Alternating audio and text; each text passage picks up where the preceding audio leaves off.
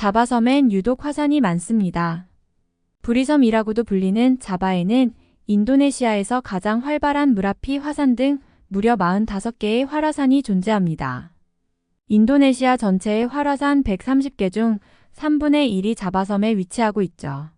참고로 자바섬의 면적은 인도네시아 전체 면적의 7%에 불과합니다. 지난 1월에는 무라피 화산을 비롯해 화산 5개가 잇따라 폭발하면서 인근 주민 수천 명이 대피하기도 했습니다. 당시 무라피 화산이 폭발하면서 화산재가 솟구쳤고 용암이 산 경사면을 타고 2km가량 흘러내리기도 했죠. 앞서 2022년 12월에는 해발 3,676m로 자바섬에서 가장 높은 스메루 화산이 폭발해 주민 수천 명이 대피하기도 했습니다.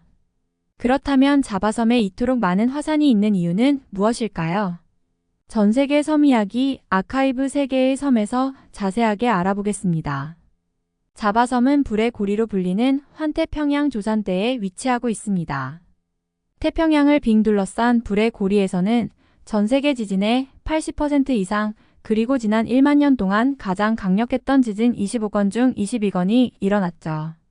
길이만 4만 킬로미터에 달합니다. 부리고리에서 왼쪽으로 삐쳐나온 부분이 있습니다. 동쪽 뉴기니 섬에서 길게 수마트라 섬까지 5,000km 이상 이어지는 지역입니다.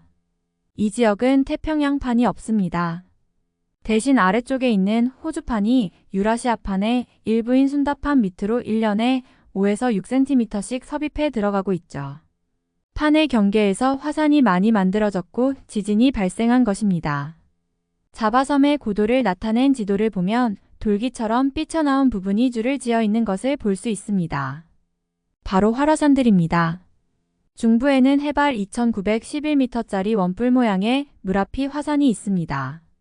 서기 1006년 대규모로 분화했는데 당시 이곳에서 번성하던 마타람 왕조의 멸망에 일조했을 만큼 위력이 컸죠.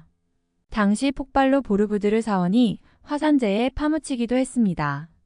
지금도 왕성하게 활동 중인 무라피 화산은 많은 등산객과 사람들을 용암 투어로 끌어들이고 있죠. 동부 자바에는 스메루 화산이 있습니다.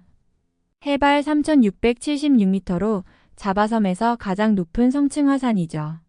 스메루 화산에서는 매일 소규모 분화가 일어납니다.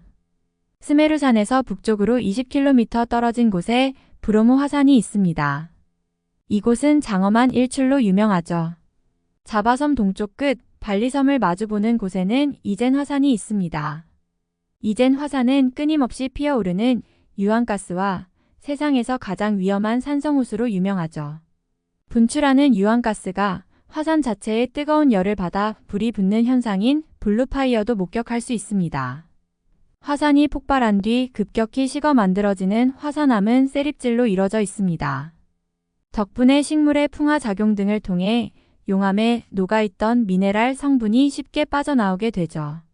식물에게는 더없이 좋은 천연비료가 공급되는 셈입니다. 때문에 이웃한 보르네오 섬은 잘해야 2모작이지만 자바섬에선 1년에 3모작이 가능하죠. 화산과는 뗄 수 없는 지진도 많이 발생합니다. 자바섬 인근에서만 지난 6개월 동안 규모 이상의 지진이 무려 10차례나 발생했죠.